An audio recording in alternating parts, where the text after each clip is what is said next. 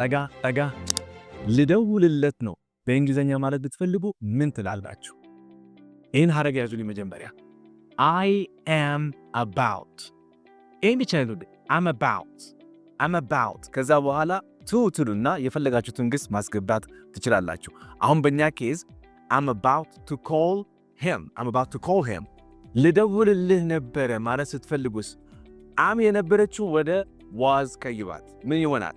I was about to call ማንን? you I was about to call you ልወጣ ነው I'm about to leave እንግሊዘኛ መማር ልጀምር ነው I'm about to start learning English መማር መጀመር ከፈለጋችሁ እኛ ጋር መጣችሁ በነፃ እንዴት መማር እንዳለባችሁ እናማክራችኋለን። ባዮ ላይ ባሉ ስልኮች ደውሉልን። የቤት ስራችሁ ልጨርስ ነው በኮሜንት ጠብቃለሁ። ሰላማችሁ ይብዛልኝ።